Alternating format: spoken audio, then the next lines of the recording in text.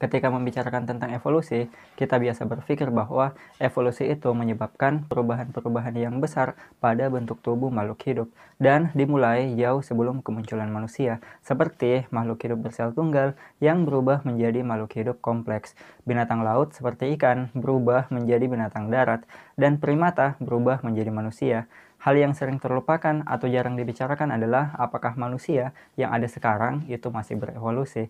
Karena kalian pasti tidak pernah merasakan atau melihat tubuh kalian berevolusi atau tidak pernah menjumpai seekor monyet berubah menjadi manusia.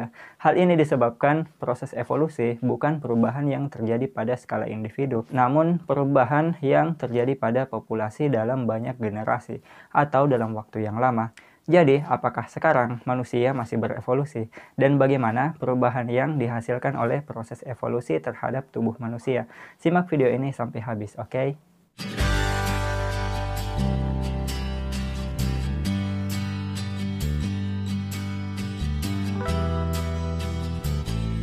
Bentuk anatomi manusia itu tidak berubah secara signifikan hampir kurang lebih 65.000 tahun.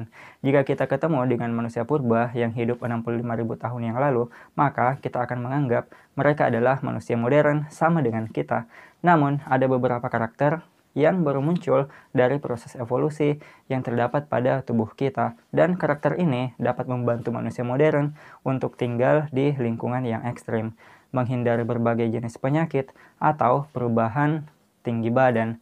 Contoh pertama yang mengindikasikan manusia itu masih berevolusi adalah kemampuan menahan nafas di dalam air. Kebanyakan orang hanya mampu menahan nafas selama 30 detik. Namun, suku Bajau di daerah Asia Tenggara mampu menahan nafas mereka ketika menyelam selama 12 menit.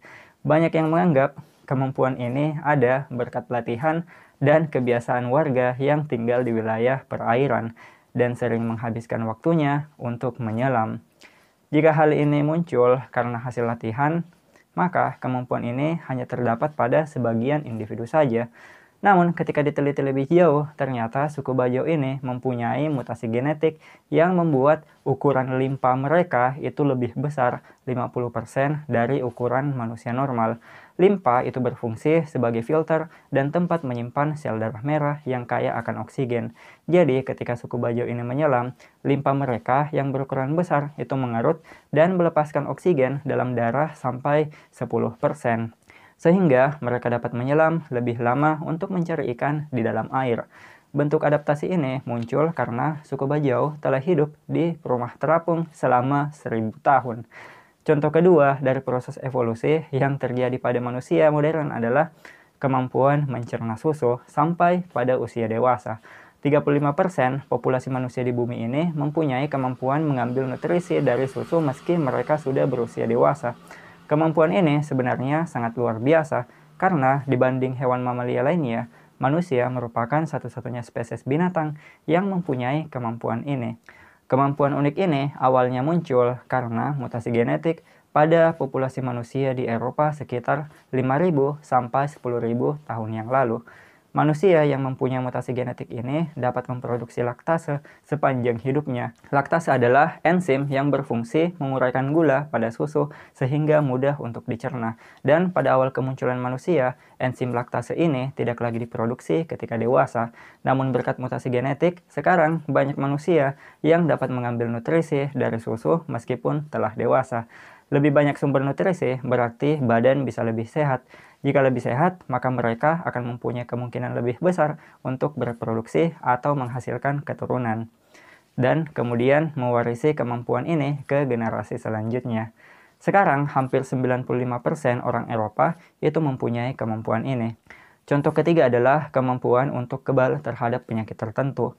Tubuh manusia itu mempunyai setidaknya 20.000 sampai 30.000 gen. Beberapa mutasi dapat menyebabkan perubahan terhadap pola makan kita dan bentuk organ kita.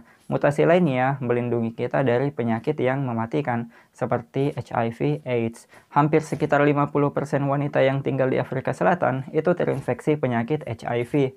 Namun, ilmuwan menemukan bahwa beberapa dari mereka mempunyai ketahanan yang lebih terhadap penyakit ini. Bahkan ada yang sampai kebal terhadap penyakit HIV.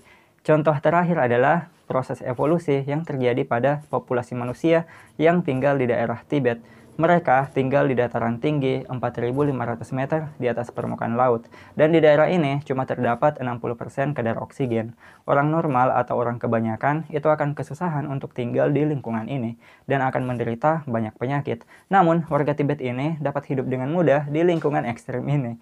Sama halnya dengan suku Bajau, kemampuan ini tidak muncul karena latihan atau kebiasaan, namun karena perubahan pada genetik mereka atau mutasi genetik yang menyebabkan tubuh mereka dapat bertahan hidup meski kadar oksigen itu sangat rendah.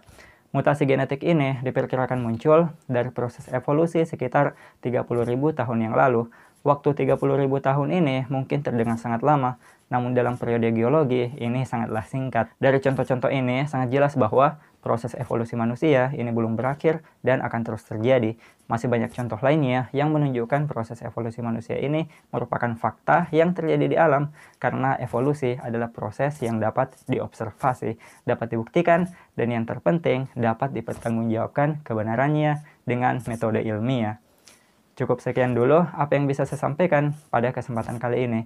Jangan lupa untuk klik tombol subscribe-nya, nyalakan loncengnya agar kalian tidak ketinggalan informasi-informasi menarik lainnya. Dan ingat teman-teman, tetaplah belajar, karena sains itu indah, sains itu menyenangkan, dan mudah dipahami. See you again next time. Bye-bye.